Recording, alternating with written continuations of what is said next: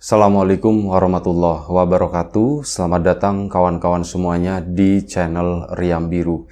Terima kasih banyak untuk kawan-kawan semua yang sudah berkenan hadir di channel ini.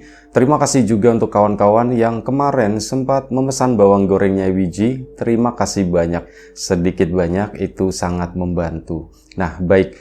Kali ini ada satu cerita datang dari Mas Hartono di Karanganyar, daerah dekat-dekat Solok sana gitu ya.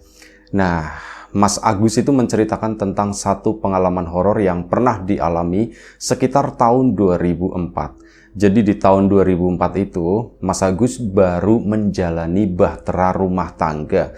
Baru sekitar 4 bulan lah. Nah, ini Mas Agus sama istrinya, namanya Mbak Linda, ini menempati sebuah rumah di sebuah perumahan gitu ya, rumah yang gak terlalu besar, dan ya hiduplah mereka berdua secara mandiri di sana.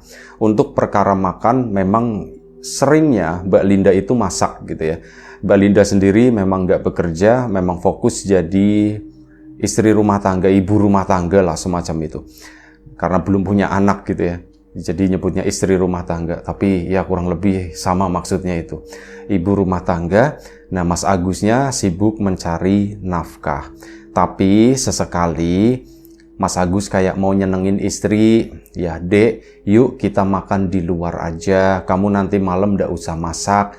Mas itu pulang cepet katanya begitu. Oh iya mas, iya mas. Akhirnya pada suatu malam mereka pun keluar ke sana, jalan-jalan lumayan cukup jauh keluar dari Karanganyar, dan memang rencananya itu mau cari makan. Cuman ya cari makannya maunya tuh bukan yang di restoran atau apa, tapi kita pilih yang di pinggir jalan aja mas, kata si Mbak Lindanya. Ya sudah, nanti kita cari ke sana. Begitu dicari-cari kayaknya kok nggak ada yang cocok ya, kok nggak ada yang ini yang srek, dan akhirnya tibalah di sebuah gang di situ, gang yang lumayan cukup gelap, nggak terlalu terang. Di situ mereka pun berhenti karena Mbak Linda, mas, aku pengen sate katanya, sate ayam gitu kan. Oh sate ayam itu di depan situ katanya. Iya mas, di depan situ. Cobain yuk mas, cobain di situ katanya. Ya sudah, akhirnya Mas Agus sama istri pun makan di tempat tersebut. Dimakan, kalau menurut Mas Agus, satenya itu agak, ya dibilang enak itu enggak. Agak-agak ada bau-bau basinya begitu ya. Kayak mungkin sate ayam kemarin telat nggak habis, telat di kulkas gitu. Jadi baunya itu gimana ya? Udah mendekati ke tanda kutip bau gitu. Cuman nggak diomongin di sana kan, cuman nanya sama istrinya, Dek, gimana satenya? Enak mas, enak, kata si istrinya begitu kan. Oh ya sudah, setelah itu habis makan, setelah bayar, mereka pun pulang. Nah di situ baru ngomong sama istrinya, Dek, tadi mas kok makan sate, itu ada beberapa tusuk, rasanya tuh nggak enak, kayak udah mau basi gitu. Oh iya, istilahnya tuh basi. Udah mau basi deh katanya. Ah masa sih mas? Orang aku aja makan enak-enak aja kok, kata si istrinya. Mungkin kamu kali yang lagi apes dapat yang basi sate kemarin yang gak habis atau apa. Oh sepemikiran ternyata istrinya ini. Tapi ya sudah, Mas Agus pun gak mempermasalahkan hal tersebut. Pulanglah mereka ke rumah sana. Keesokan paginya istrinya itu, bukan keesokan paginya, lusanya istrinya Mas Agus itu jatuh sakit. Dia tiba-tiba kayak gitu, badan itu nggak enak, greges, badan itu pada linu semuanya, pada pegel, dan akhirnya istirahatlah Mbak Linda tadi. Nah, di tengah-tengah sakitnya tersebut, entah kenapa Mbak Linda itu tiba-tiba ngidam, mas, aku itu kepengen mas, sate yang di tempat kemarin kita makan itu sih mas. Sate yang di sana gitu. Tapi kan kamu lagi sakit, kata si Mas Agusnya. Iya ya mas, ya aku lagi sakit ya mas, ya nggak bisa kemana-mana. Iya nanti kalau udah sembuh kita kesana lagi, semoga nggak ngerasain basi lagi, kata si Mas Agus. Iya ya mas ya, tapi nggak tahu mas, aku kok kepengin banget gitu ya. Mas Agus pun berusaha mengalihkan pembicaraan. Soalnya apa? Ya males juga malam-malam gitu ya, disuruh keluar sendiri. Istri mana lagi sakit lagi, masa iya ditinggalin, meskipun aku misal keluar demi dia juga, cuman kan kayaknya mendingan gak usah keluar gitu ya.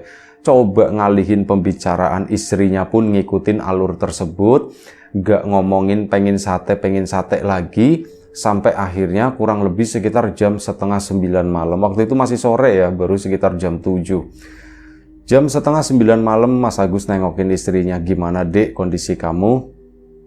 Ya masih begini mas, dan ini tambah parah lagi mas. Loh tambah parah kenapa? Soalnya aku kepengen sate mas, aku kepengen sate yang ada di sana mas gitu. Waduh, balik lagi ke arah ini gitu ya. Kenapa ini anak ya? Ya wis, Mas Agus kan gak ada pilihan, artinya istrinya tuh memang pengen dibelikan. Dan kamu beneran mau sate yang ada di situ? Iya mas, aku mau sate yang ada di sana mas. Ya wis lah kalau kayak gitu. Tapi ini mau tak beliin, cuman nanti kan kamu tak tinggal di sini sendirian. Nggak apa-apa mas, aku ditinggal sendirian, nggak apa-apa, kata si Mbak Lindanya. Ya sudah, Mas Agus pun dengan berat hati gitu ya. Semalam-malam begini keluyuran sendiri nyari sate, mana jauh lagi kalau deket. Oh ya nawarin. Kayaknya kalau sate ayam itu di beberapa titik di sana juga ada. Mau di situ juga tuh. Enggak mas, aku maunya yang di sana, soalnya yang deket-deket situ tuh nggak enak, kata si Mbak Linda, aku tuh nggak terlalu cocok. Oh gitu, ya wis lah. Menyerahkan akhirnya Mas Agus, dan berangkatlah malam itu. Pakai jaket, cuman pakai celana pendek, keluar naik sepeda motor, menuju ke tempat kemarin di mana mereka itu makan. Dalam perjalanannya, Mas Agus itu merasakan ada sesuatu yang aneh. Jadi begitu Mas Agus ngeluarin motor, dan dia kan panasin dulu ya sambil dinaikin begini udah pakai helm. Mas Agus itu merasakan kayak ada nyet gitu, ada sesuatu yang bonceng di belakang di sana. Duh Mas Agus, ini kenapa ya? Ada gempa atau gimana? Ya mikirnya kemana-mana gitu ya. Ini ada gempa atau gimana? Tapi nggak ada yang bergoyang. Gak ada. Terus apa tadi ya? Kok tiba-tiba nyet gitu? Seolah-olah kayak ada orang yang membonceng. Alah sudahlah, nggak dipikirin sama Mas Agus kan. Akhirnya jalan ke sana motornya. Nah, sepanjang perjalanan ini, Mas Agus itu ngerasa motor itu kayak bannya tuh kempes, gleor. Sesekali tuh kayak gitu. Ini kenapa sih ya? Berhenti kan Mas Agus, dicek bannya itu masih keras gitu. Enggak, banku enggak ini, apa lahernya kali pecah gitu ya. Dicoba dijalanin lagi ya kayak gitu, tapi dipikir-pikir ini lebih mirip kayak ada yang bonceng, dan yang bonceng itu gerak-gerak gitu ya. Geser-geser itu kan jadi motor itu ikut ke bawah gitu kan. Itu seolah-olah kayak gitu, tapi nggak ada yang bonceng gitu ya. Sudahlah aku buru-buru beliin sate pulang, udah habis itu aku mau tidur gitu kan. Akhirnya apa? Menuju ke tempat tersebut, dan ada kekhawatiran jangan-jangan tutup lagi. Kalau misal tutup, tak beliin di tempat lain, istriku enggak ya gitu ya. Ais udah skenario terburuknya tuh seperti itu. Nanti kalau misalkan tutup, aku beli di tempat lain, ya aku bilang, Dek, di tempat itu tutup, jadi aku beliin di tempat lain ini. Ya, aku bisa alasan begitu. Akhirnya sudah, belilah di tempat tadi, motor diparkir ke sana, Mas Agus pun turun.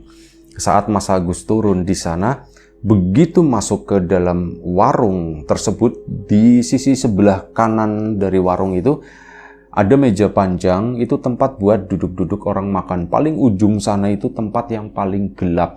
Itu adalah tempat yang dulu ditempatin Mas Agus sama Mbak Linda saat makan pertama itu di tempat ujung sana. Nah, Mas Agus kan lewat di yang paling deket gerobak. Di situ tuh lumayan cukup terang. Begitu, oh ya lupa, dulu di tempat yang pojok sana sebelumnya lampunya itu nyala. Kali ini itu mati, jadi yang sebelumnya terang ini terlihat lebih gelap. Mas Agus pun ke situ, Pak pesen sate Pak dibungkus katanya. Oh iya, mau berapa Mas? Sekian gitu deh. Mas Agus pun duduk di dekat gerobak tadi dan nengok ke arah ujung sana. Begitu di ujung sana kelihatan ya, begitu di ujung sana kelihatan. Begitu nengok ke arah ujung sana, di ujung itu ada seorang perempuan dan Mas Agus itu yakin itu adalah kuntilanak. Udah bukan lain, bukan gitu. Pokoknya itu. Kepalanya gede, rambutnya hitam legam, kayak semacam keriting awut-awutan lah gitu ya. Rambutnya, bajunya itu ya warnanya itu kayak gitu, warna-warna terang, warna putih, agak kekuning-kuningan kayak gitu. Astagfirullahaladzim, apa itu ya, kok berdiri di sana? Itu beneran ada orang makan di situ atau gimana? Nanya kan sama yang jual sate, mas, ya mas, kenapa mas? Itu di ujung siapa mas? Nanya begitu si Mas Agusnya. Di ujung mana mas? Orang gak ada siapa-siapa mas. Itu tadi lampunya itu tiba-tiba korslet, tiba-tiba tuh jeplok gitu ya. Mati mas gitu. Jadi ya gelap-gelapan seperti itu. Gak ada siapa-siapa di sana. Mas Agus memastikan nengok lagi. Ada di situ. Ada kuntilanak. Itu tadi gitu yang sama. Itu posisinya tuh kayak lagi duduk diem aja. Gede. Badannya tuh kayak gede gitu kan. Mas Agusnya, itu kok kayak gitu ya, kok cuman aku doang yang ngelihat, sampai akhirnya Mas Agus itu cuman bisa diem sesekali ngelirik, belum pergi juga, dan tiba-tiba di tempat tersebut lampunya itu mati, bener-bener mati semuanya, trep, gelap-gelapan gitu kan. Si yang jualan sate pun nyampe ngumpat gitu, alah ini lagi mati kabeh ora katanya. Ternyata enggak, mati semua enggak, cuman di tempat dia doang yang mati. Lampu-lampu warga di sana itu masih pada nyala. Lah kok ini kok kayak gini ya gitu, korslet kayaknya, korslet. Mas enggak apa-apa gelap-gelapan ya mas ya, ditanyain begitu. Oh enggak apa-apa pak, enggak apa-apa kata si Mas Agus.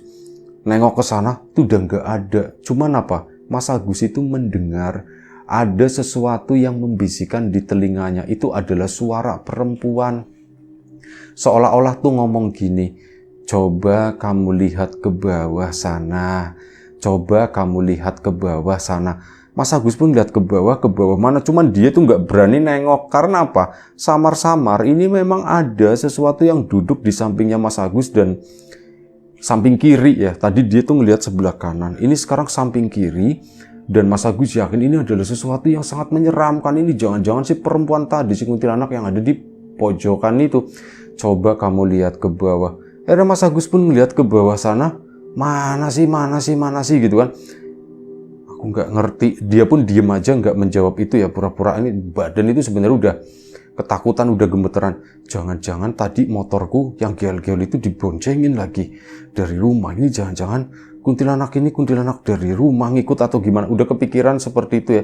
Coba lagi sana kamu lihat ke bawah. Ngomongnya itu halus, mirip kayak Suzana gitu kan di film-film. Coba kamu lihat ke bawah sana. Mas Agus pun mulai nyariin, ngeliatin ke bawah ke situ. Nah di sana ada sebuah plastik kresek besar, sepertinya buat sampah gitu ya. Bagian sampingnya tuh agak ngelewer begini. Ada sesuatu yang jatuh di situ, 2 biji. Dan sesuatu itu adalah sesuatu yang Mas Agus akhirnya pahami, Mas Agus akhirnya kenal, itu adalah kepala tikus yang udah dipotong. Dilihat, astagfirullahaladzim, kepala tikus gitu kan. Setelah itu, suara yang di samping itu jadi suara cekikikan. Tapi cekikikannya tuh kecil gitu, udah terlalu kenceng. Nah, habis itu apa? Kayak ada angin bus gitu kata si Mas Agus. Itu dia tuh nyadar lagi dan lampu itu udah nyala. Loh, kok lampunya nyala begini? Terus apa? Yang jualan sate pun nggak ngomong apa-apa, nggak ngomong syukur udah nyala atau gimana gitu ya. Itu enggak, seolah-olah nggak terjadi apapun sebelumnya. Seolah-olah itu biasa aja. Tapi moodnya Mas Agus itu udah beda. Dan di situ Mas Agus masih ngelihat 2 kepala tikus itu ada di sana. Kan pikirannya jadi terbang kemana-mana. Kepala tikus buat apa ya? Apa buat campuran? Ini mohon maaf ya, enggak semuanya dan enggak banyak yang melakukan hal ini. Sate ayam itu semuanya baik-baik gitu ya. Sate ayam ya memang dari ayam. Cuman ini oknum-oknum seperti ini aja. Dan itu tadi, si Mas Agus pun berpikir melayang-layang ke sana-sana. Jangan-jangan buat campuran. Jangan-jangan yang kemarin aku makan rasanya basi itu ya dari ini kali ya, soalnya rasanya itu memang beda, bukan kayak daging ayam. tapi udah terlanjur mesen. Akhirnya apa, Mas Agus pun ya wis lah biarin aja gitu, cuman nanti aku nggak mau kasih ke istriku, mau tak buang aja gitu katanya. Udah, Mas Agus pun diem aja di situ kan, nunggu sampai selesai. Nah begitu mau selesai atau bakar-bakarnya itu udah beres, mau dipindahin, si emas-emas itu tuh menuju ke arah tong sampah tersebut, ke arah plastik kresek gitu ya. Mas Agus kan pura-pura nggak ngelihat atau gimana gitu ya, cuman diem begini, terus kayak ditutupin sama badannya, dan dia tuh jongkok, mungkin ngambilin itunya kali ya, plak, dimasukin ke dalam kresek lagi. Si mas-masnya itu pun cuci tangan, nafsu makannya Mas Agus itu udah hilang di sana. Beneran sumpah katanya. Ini bukan sate ayam plus tikus ini. Memang ayamnya ada, tapi ini kayaknya ada plus-plusnya, sate ayam plus. Aduh gitu kan. Ya sudahlah biarin aja. Selesai kan. Nih Mas, berapa Mas? Sekian. Ya udah dibayar sama Mas Agus kan. Setelah itu diambil kreseknya, dibawa menuju ke motor. Dicantelin di situ, kepikiran dua hal. Siapa kuntilanak itu? Yang kedua, kok dia ngasih tahu ya kalau di bawah sana itu ada sesuatu yang gak bener, ada sesuatu yang gak baik. Begitu naik motor mau jalan, nyet, itu naik lagi, seolah-olah ada yang naik lagi, ada yang datang lagi. Mas Agus pun nengok ke belakang, cek ke spion, itu ndak ada apa-apa. Motor pun dijalankan, cuman ya begitu agak geol-geol kayak gitulah semacam itu. Dan di perjalanan pulang, sosok itu tuh ngomong lagi, kamu udah tahu kan?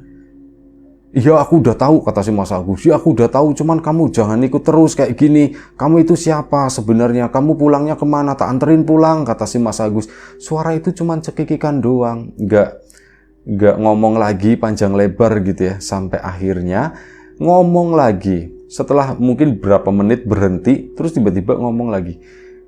Kamu tahu ndak? Yang suka sate tikus itu aku. Kalau istrimu itu sebenarnya ndak suka. Ya dalam hatinya Mas Agus, ya iyalah gitu ya, masa istriku mau tak kasih makan begini, ini mau tak buang, kata si Mas Agus. Diomongin, sate tikusnya mau tak buang, kata si Mas Agus.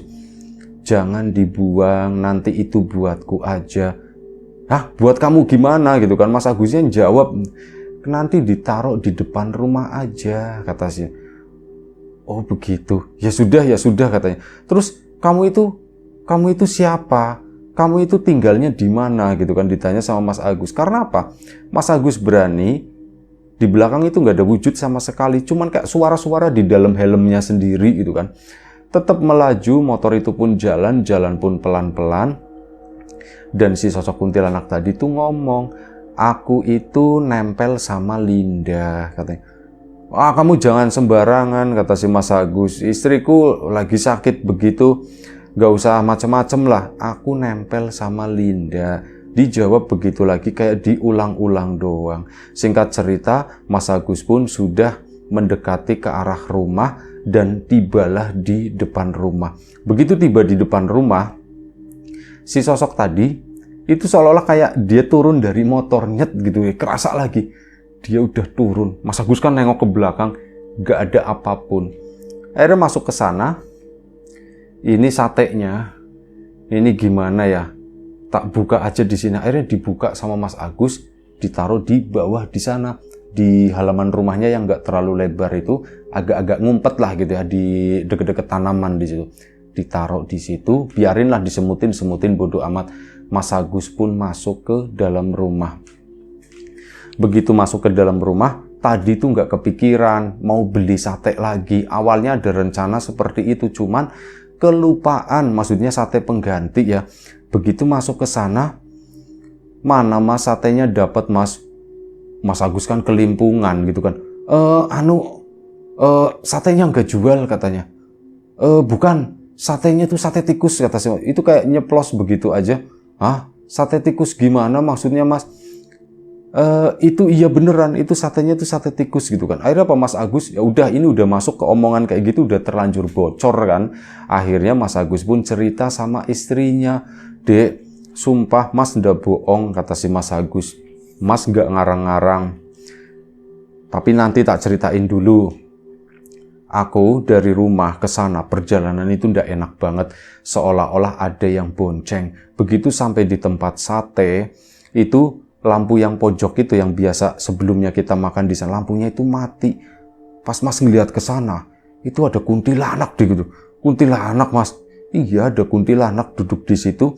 Tak liatin terus. Lama-lama itu tiba-tiba hilang. Nah, ini yang deket gerobak itu juga mati, gelap-gelapan di warung itu. Tiba-tiba ada suara dia ngomong. Mas itu disuruh ngelihat ke suatu tempat gitu di bawah sana. Pas tak lihat, kamu tahu nggak? Mas lihat apaan? Mas tuh ngelihat dua kepala tikus yang udah kepotong deh. Masih ada moncongnya, masih ada kumis-kumisnya kayak gitu. Ya, kayak gitu belakangnya tuh masih berdarah-darah gitu.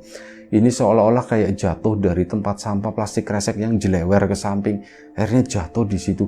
Sumpah Mas, udah bohong. Dari situ pun Mas kepikiran. Ini kayaknya sate ayam itu sate ayam plus deh gitu. Maksudnya sate ayam plus tikus, Mas. Iya, sate ayam plus tikus. Terus yang aku makan kemarin, ya yang kita makan bisa jadi itu. Kan kamu ingat nggak, Mas bilang kok rasanya ndak enak ya, kok agak beda, agak basi. Ya mungkin itu daging tikus kali ya, Dek ya. Iya ya Mas, bisa jadi ya Mas. Terus kamu nggak jadi beli akhirnya. Mas itu udah beli, tapi itu dia ceritanya belum selesai. Katanya yang kuntilanak ngomong itu, kata si Mas Agus, Linda itu ndak suka sate ayamnya, yang suka itu aku, katanya. Ngomong begitu Mas. Iya, dan kamu tahu ndak? Katanya, kata si kuntilanak itu, dia itu deketnya sama kamu, rumahnya itu kamu. Mas, jangan begitu Mas. Beneran, Mas tuh nggak bohong, sumpah. Itu Mas tuh tadi ngomong, dia itu ngomongnya kayak gitu. Dan sekarang apa? Satenya Mas beli, tak taruh di depan sana. Soalnya apa? Yang doyan itu sih kuntilanak. Masuk akal nggak, kata si Mas Agus. Apanya yang masuk akal Mas? Kamu doyan banget sama sate itu, katanya enak banget. Itu sebenarnya yang suka itu, Dek, ada di dalam diri kamu. Mas, masa sih Mas di dalam aku ada kuntilanaknya Mas? Ya aku juga ndak tahu, kata si Mas Agus. Cuman begitu, dia bilang begitu, nggak tahu ini cuman perasaanku aja atau gimana. Mas kamu ngarang, kata si istrinya. Sumpah aku nggak ngarang. Ya nggak tahulah, mungkin hal ini nggak nyata, mungkin hal ini nggak real. Cuman setidaknya itu yang aku denger, itu kayak mungkin imajinasiku atau halusinasiku atau apapun itu, tapi itulah yang aku denger deh. Aku ndak bohong, ceritain ini tuh ndak bohong. Cuman masalah kebenaran yang sebenarnya apa, Mas ndak tahu. Dia itu bilangnya seperti itu dan sebagainya. Mas, aku juga udah nggak kepengin sate itu Mas. Ya iyalah, memang harusnya nggak kepengin, soalnya gara-gara itu tadi ada plusnya. Iya ya Mas ya, ada plusnya ya Mas ya. Udah gitu ya. Udah Mas. Aku minta maaf ya Mas ya karena udah ngerepotin, kata si Mbak Linda. Udah ndak apa-apa. Udah. Akhirnya mereka pun ya udah, si Mbak Lindanya pun udah nggak kepengen sate tersebut. Si Mas Agusnya pun ya udah merasa cukup puas dengan apa yang didapat malam itu. Aku nggak bakalan lagi beli di sana, dan tentu saja aku akan ngomong ke orang-orang teman-teman terdekatku. Jangan beli yang di tempat itu, beli di tempat yang lain aja yang masih bener-bener masih normal-normal, bukan yang curang-curang semacam itu gitu, kata si Mas Agus. Dan malam itu mereka pun istirahat. Si Mbak Linda pun akhirnya cuman makan biasa aja gitu, makan nasi goreng telur dadar dan sebagainya. Udah makan itu, Mbak Linda pun tidur lagi, Mas Agus pun akhirnya ya nemenin gitu ya. Mbak Linda sendiri kondisinya itu udah agak mendingan. Mas Agus tertidur sama Mbak Linda di sana. Entah jam berapa, Mas Agus itu tiba-tiba kebangun, dep gitu kan, melek. Nengok ke sana, ke arah samping, ke arah pintu kamar.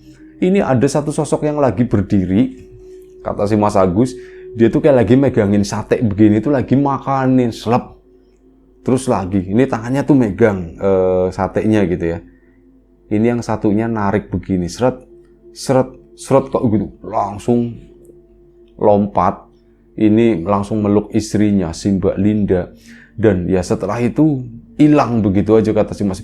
Udah hilang, Mas kamu kenapa? Ditanya sama Mbak Linda kan, kamu kenapa? Enggak apa-apa. Mas habis mimpi buruk katanya tadi. habis mimpi dikejar-kejar setan katanya seperti itu ya. Cuman alasan doang biar Mbak Lindanya itu nggak ketakutan. Perihal tersebut, Mbak Linda itu sakit kurang lebih sekitar 3 hari. Mas Agus pun akhirnya meminta salah satu adiknya Mbak Linda itu untuk nemenin di rumah sana karena Mas Agus kerja, istrinya dalam kondisi sakit gitu kan, khawatir ada adiknya laki-laki itu disuruh jagain si Mbak Linda tersebut. Mas Agusnya ke sana bekerja normal seperti biasa sambil nyari-nyari orang pinter. Soalnya takut-takut beneran istrinya itu ketempelan ada kuntilanaknya, pikirnya si Mas Agus, dan akhirnya udah ditanya-tanya sama orang pinter tersebut, orang yang udah sepuh. Si orang sepuh itu bilang, iya memang ada yang nempel di istrimu. Mas Agus juga bawa fotonya dan sebagainya ya. Wis pokoknya metode klinik zaman dulu gitu itu dipakai sama si Mas Agus. Bawa fotonya, ini mbah, saya itu bawa fotonya. Ya ini memang bener ketempelan gitu kan. Terus gimana mbah, bisa dilepas enggak? Wah ini enggak bisa dilepas, yang bisa ngelepas itu cuman kakeknya istrimu, katanya begitu. Hah, kakek istriku? Iya, cuman dia yang bisa. Ya wis lah kayak gitu, udah kan, bayar dan sebagainya. Mas Agus pun pulang. Begitu Mas Agus pulang, ngobrol sama adiknya Mbak Linda, enggak sama Mbak Lindanya, ngobrol nanya-nanya begini. Ternyata memang bener kakeknya Mbak Linda itu adalah orang ya sesama pelaku klinik juga.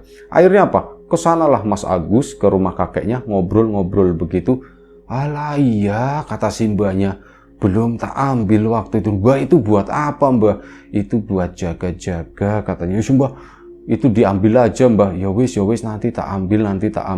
Akhirnya kakeknya sama Mas Agus pun datang ke situ. Mbak Linda juga kaget, loh mbah kok datang ke sini tumben, ndak apa-apa, aku ki arep njumuk iki katanya. Sambil narik ini ya kayak ubun-ubunnya si Mbak Linda. Itu ditarik begini kayak 3 kali set gitu. Ditarik, setelah itu udah wes kau mulai neng omahmu katanya, kamu pulang ke rumahmu, kata si kakek. Mbah emang lagi ngapain mbah? Mas Agus yang menjelaskan ke Mbak Linda, jadi gini deh, yang kamu dibilang ada kuntilanaknya itu memang benar, kamu tuh ketempelan sesuatu, dan yang ngasih itu kakekmu sendiri dulu katanya buat jaga-jaga, dan ya ini udah diambil sama kakekmu. Jadi beneran kemarin yang doyan sama sate itu, doyan sama sate plus tadi, itu adalah sesuatu yang lain yang ada di dalam kamu ya. Kuntilanak itu tadi, kamunya sendiri mungkin sebenarnya nggak terlalu suka dengan sate itu. Cuman karena ada dia, rasanya pun jadi ikut lezat, kata si Mas Agus. Masa iya mas gitu? Iya, kata si Mas Agus. Ya kurang lebih seperti itu, kata Mas Agus. Mas juga nggak tahu pastinya kayak gimana, tapi kemungkinan itu seperti itu. Terus sekarang gimana? Ya kata mbahmu udah nggak ada, ini kakeknya udah pulang ya. Adiknya masih di situ, dan sehari kemudian Mbak Lindanya itu sembuh dari sakit. Ya, ceritanya cuman sampai di situ aja. Pengalamannya Mas Agus berhubungan dengan sate ayam plus sama satu sosok kuntilanak yang nempel di badan istrinya tersebut. Dan dari situ Mas Agus jadi tahu gitu ya, dikasih tahu begitu. Ya wis lah, nggak ngerti alasan kenapa sosok itu ngasih tahu, juga nggak ngerti. Mungkin melindungi istrinya ya, tapi di satu sisi istrinya jadi tahu, Mas Agus jadi tahu, akhirnya kan nggak beli lagi di sana. Udah itu aja.